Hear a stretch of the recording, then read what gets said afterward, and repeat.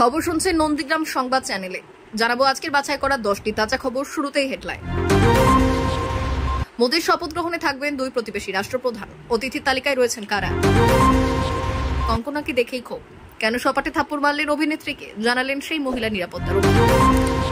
Ration দুর্নীতি মামলায় ফের অভিনেত্রী ঋতুপর্ণা সেনগুপ্তকে তলব ইডির, কবে হাজিরার নির্দেশ?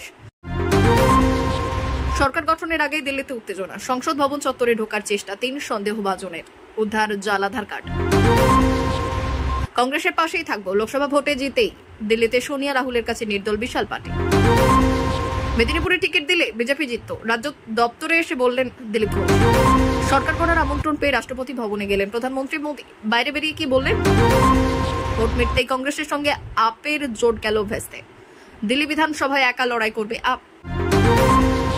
কেন্দ্রীয় নেতাদের সামনে কাঁদলেন লকেট, পরাজয়ের কারণ নিয়ে বিস্ফোরক মন্তব্য করলেন হুগলির প্রাক্তন সাংসদ। ডায়মন্ড হারবারে দাঁড়ালে অভিষেককে হারাতাম, রেকর্ড ভোটে জয়ী প্রার্থীকে নিয়ে বিস্ফোরক নৌশাদ। প্রতিদিন নিয়মিত খবর শুনতে চ্যানেলটি সাবস্ক্রাইব করুন। আসছে বিস্তারিত খবর। আগামী 8ই জুন শনিবার রাষ্ট্রপতি ভবনে নতুন সরকারের শপথ গ্রহণ অনুষ্ঠান হতে পারে। সেদিন প্রধানমন্ত্রী পদে ফের শপথ নেবেন নরেন্দ্র মোদী। তার নতুন মন্ত্রিসভার সদস্যরাও একে একে শপথ গ্রহণ করবেন। জওহরলাল নেহরুর পর টানা তৃতীয়বার দেশটির প্রধানমন্ত্রী হচ্ছেন মোদী। 10 বছর পর প্রথমবার একক সংখ্যাগরিষ্ঠতা পেল না বিজেপি। ফলে নরেন্দ্র মোদীকে সরকার চালাতে হবে মূলত জোট সঙ্গীতের নিয়ে। বুধবার রাষ্ট্রপতি দ্রৌপদী মুর্মুর সঙ্গে সাক্ষাৎ করে সরকার গঠনের দাবি জানালেন এনডিএ শিবিরের দলনেতা নরেন্দ্র মোদী। এরপরই রয়েছে শপথ গ্রহণের অনুষ্ঠান, তাই নিয়ে ইতিমধ্যেই শুরু হয়ে গিয়েছে তোড়জোড়। প্রতিবেশী দেশের রাষ্ট্রপ্রধানরা থাকবেন তৃতীয় এনডিএ সরকারের শপথ গ্রহণ অনুষ্ঠানে। একটি সর্বভারতীয় ইংরেজি সংবাদ মাধ্যমের খবর অনুসারে মোদীর তৃতীয়বার শপথ গ্রহণ অনুষ্ঠানে থাকতে অতিথি হিসেবে উপস্থিত থাকতে পারেন বাংলাদেশের প্রধানমন্ত্রী শেখ হাসিনা এবং শ্রীলঙ্কার প্রেসিডেন্ট রানিল বিক্রমাসিংহে। শুক্রবারই দিল্লিতে চলে আসতে পারেন শেখ হাসিনা। আগামীকাল বিকেল 4টায় ঢাকা থেকে দিল্লির উদ্দেশ্যে রওনা দেবেন।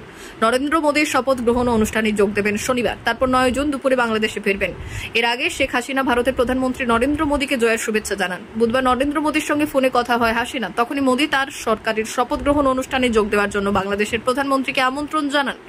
শ্রীলঙ্কার প্রেসিডেন্ট রানিল বিক্রমাসিংহের দপ্তরের তরফে জানানো হয়েছে মোদীর শপথ গ্রহণে আমন্ত্রণ জানানো হয়েছে তাকে। সেই আমন্ত্রণ গ্রহণও করেছেন বিক্রমাসিংহে। জয় পরই মোদীকে ফোন করে অভিনন্দন জানিয়েছেন শ্রীলঙ্কার প্রেসিডেন্ট। ভুটান, নেপাল, মরিশাসের প্রতিনিধিরা উপস্থিত থাকতে পারেন মোদীর শপথ গ্রহণে। অতিথি তালিকায় নাম থাকতে পারে নেপালের প্রধানমন্ত্রী পুষ্পকমল দাহাল, ভুটানের প্রধানমন্ত্রী শেরিং টবগে, মরিশাসের প্রধানমন্ত্রী পবিন্দ্র যুগনাথের। বৃহস্পতিবারই এই রাষ্ট্রনেতাদের আনুষ্ঠানিকভাবে আমন্ত্রণ জানানো হবে বলে খবর। 2014 সালে মোদী যখন প্রথমবার প্রধানমন্ত্রী হিসেবে শপথ নিয়েছিলেন, সেই সময় সার্কের সদস্য নেতাদের আমন্ত্রণ জানানো হয়েছিল।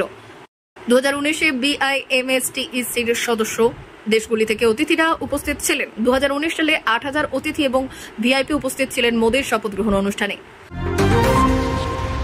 বলিউড অভিনেত্রী তথা বিজেপি নেত্রী কঙ্কনা রানাউতকে থাপ্পড় মেরে শাস্তির মুখে চণ্ডীগড় বিমানবন্দরের মহিলা নিরাপত্তা রক্ষী কুলবিন্দর কৌর, তাকে সাসপেন্ড করা হয়েছে।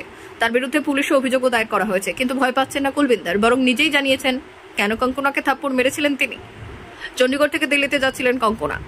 বিকেলে বিস্তারার বিমান ধরতে চণ্ডীগড় বিমানবন্দরে পৌঁছেছিলেন। সেখানে নিরাপত্তা তল্লাশির সময় ওই সিআইএসএফ কর্মীর সঙ্গে বচসায় জড়িয়ে পড়েন তিনি। অভিযোগ, কঙ্কনা নিজের মোবাইল তল্লাশির জন্য নির্দিষ্ট ট্রতে রাখতে চাননি। এরপরই মহিলা নিরাপত্তা রক্ষী এসে কঙ্কনাকে সপাটে থাপ্পড় মারলেন বলে অভিযোগ। ঘটনার পর একটি ভিডিও বার্তা প্রকাশ করেছেন কঙ্কনা। সেখানে গোটা ঘটনার বিবরণ দিয়েছেন তিনি। পাঞ্জাবে সন্ত্রাসবাদ বৃদ্ধি পাচ্ছে বলে উদ্বেগও প্রকাশ করেছেন তিনি। অভিযোগ, ওই মহিলা কৃষক আন্দোলনের সমর্থক।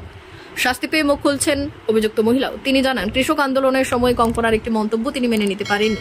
বিমানবন্দরে তাকে দেখে তাই তার মাথা গরম হয়ে গিয়েছিল। ইচ্ছে করেই কঙ্কনাকে থাপ্পড় মেরেছিলেন বলে জানিয়েছেন অভিযুক্ত। রেশন দুর্নীতি মামলায় ফের অভিনেত্রী ঋতুপর্ণা সেনগুপ্তকে তলব ইডির। আগামী 19 জুন তাকে হাজিরা দিতে বলা হয়েছে। এর আগে গত 5 জুন তাকে তলব করা হয়েছিল, কিন্তু সেই সময় অভিনেত্রী জানিয়েছিলেন তিনি বিদেশে রয়েছে, তাই তাকে সময় দেওয়া হোক। তারপরেই আবার 19 জুন তাকে হাজিরা দিতে বলা হয়েছে। এর আগেও ইডির দপ্তরে হাজিরা দিয়েছিলেন অভিনেত্রী ঋতুপর্ণা সেনগুপ্ত। তাকে রেশন দুর্নীতি কাণ্ডে তলব করে জেরা করা হয়েছিল। রেশন দুর্নীতি কাণ্ডের বিপুল পরিমাণে টাকা তার অ্যাকাউন্টে ঢুকেছে বলে জানতে পেরেছেন তদন্তকারীরা। বিপুল টাকা বিভিন্ন কোম্পানির নামে তার অ্যাকাউন্টে ঢুকেছে। কিভাবে এই বিপুল পরিমাণ টাকা তার ব্যাংক অ্যাকাউন্টে জমা পড়লো, কেনই বা জমা পড়লো, তা জানতে চাইছেন তদন্তকারীরা।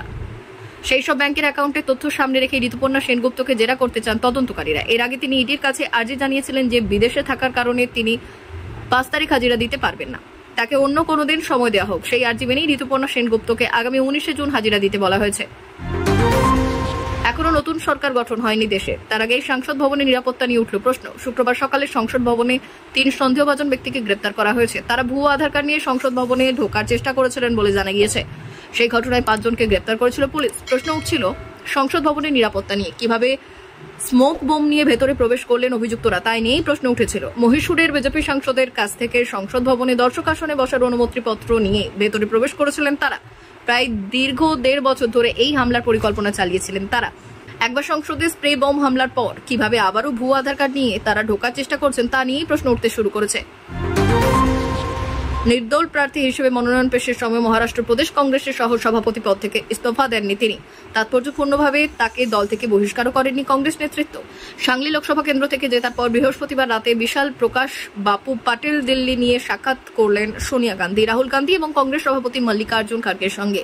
জানালেন সংসদীয় বিধি অনুযায়ী সাংসদ হিসেবে সরাসরি দলে সামিল হতে না পারলেও তিনি কংগ্রেসের সঙ্গেই থাকবেন। মহারাষ্ট্রে আসন সমঝোতা নিয়ে দীর্ঘদিন ধরে আলোচনা চলছিল কংগ্রেস, উদ্ধব ঠাকরের শিবসেনা এবং শরদ পাওয়ারের এনসিপির মধ্যে। ভিওয়ান্ডি এবং সাংলি আসনের জন্য মহাবিকাশ আঘাড়ির অন্দরে টানাপোড়েন তীব্র হয়েছিল। শেষ পর্যন্ত এই আসন দুটির দাবি থেকে সরে এসেছিল কংগ্রেস। আমাকে ওখান থেকে না বদলালে অন্তত মেদিনীপুরটা জেতা যেত, এবার সরাসরি এই বক্তব্য রাখলেন দিলীপ ঘোষ। পুরনোরা সবসময় ওল্ড ইজ গোল্ড, পুরনোদের ছেড়ে দিলে বিজেপি আর বিজেপি থাকবে না, এই কথা বললেন দিলীপ ঘোষ। আমাকে পার্টির কাজ দেবে কিনা সেটাও পার্টির হাতে আছে, আমি পার্টির জনপ্রতিনিধি নই, পার্টির পদাধিকারীও নয়। আমি দিলীপ ঘোষ সাধারণ সদস্য, বললেন তিনি। যদি ভুল প্রমাণ হয়, পার্টির সাফল্য না আসে, মনে করতে হবে কোথাও ভুল আছে, দোষটা আছে, ঠিক দেখা উচিত, শোধরানো উচিত, না হলে এগোতেই পারবো না। রাগঢাক না করেই এই দিন বললেন দিলীপ। অনেক জায়গাতেই প্রার্থী অদল বদল করা হয়েছে, তার ফলে একাধিক আসন রাজ্যে বিজেপি হারিয়েছে, এই দাবি বিজেপির একাধিক নেতা করছেন। দিলীপ ঘোষও এই বিষয়ে একমত। মেদিনীপুর থেকে তাকে না সরালে ওই আসনটি বিজেপি জিতত। বৃহস্পতিবার পরিষ্কার এই কথা বলেছেন দিলীপ ঘোষ। দিলীপ ঘোষের পার্টি অফিসে আসার খবর দলীয় স্তরে রটে যায় সকাল থেকে, ফলে দিলীপ ঘোষের অনুগামী বলে পরিচিতদের মধ্যে উৎসাহ দেখা যায়। দিলীপ ঘোষের নামে জয়ধ্বনি দেওয়া হয়, দিলীপ ঘোষকে সভাপতি দেখতে চায়, এই স্লোগানও ওঠে। তৃতীয়বার সরকার গঠনের আনুষ্ঠানিক দাবি জানাতে রাষ্ট্রপতি দ্রৌপদী মুর্মুর কাছে আবেদন জানালেন প্রধানমন্ত্রী নরেন্দ্র মোদী। শুক্রবার বিকেলে রাষ্ট্রপতি ভবন থেকে বেরিয়ে সাংবাদিকদের সামনে সংক্ষিপ্তভাবে বক্তব্য জানিয়েছেন তিনি। 1 দশকের প্রধানমন্ত্রীত্বে মোদী কখনোই সাংবাদিক বৈঠক করেননি। শুক্রবার নিজের বক্তব্য জানালেও প্রশ্নোত্তর পর্বের মুখোমুখি হননি।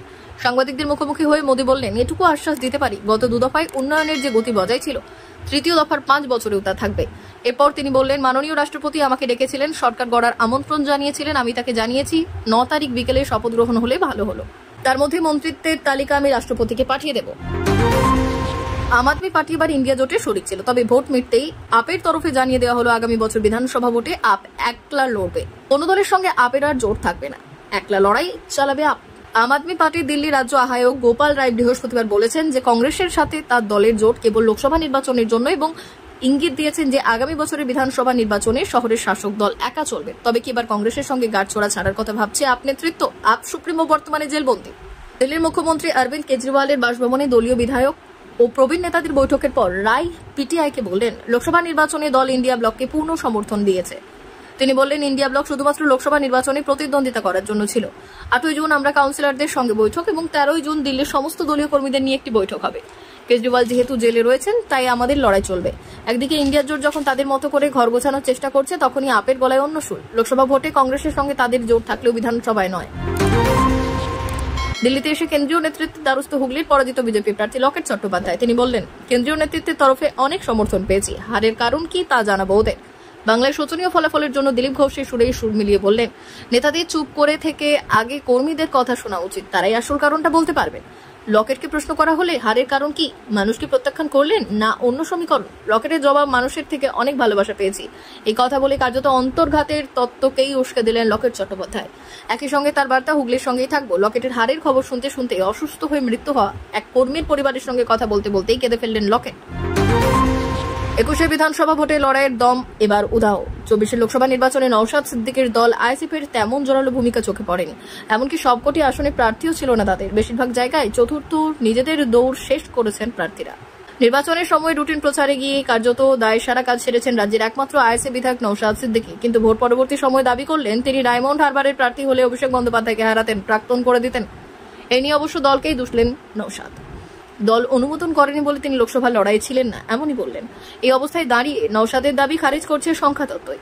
তার আরও দাবি, আমার ইচ্ছে ছিল ডায়মন্ড হারবারে দাঁড়ানোর, ওখানে প্রার্থী অবশ্যই অভিষেক বাবুকে হারাতাম, তাকে প্রাক্তন করে দিতাম, কিন্তু দল আমায় অনুমোদন দেয়নি, তাই আমি দাঁড়াইনি। তাছাড়া ডায়মন্ড হারবারে কিভাবে ভোট হয়েছে সবাই জানে।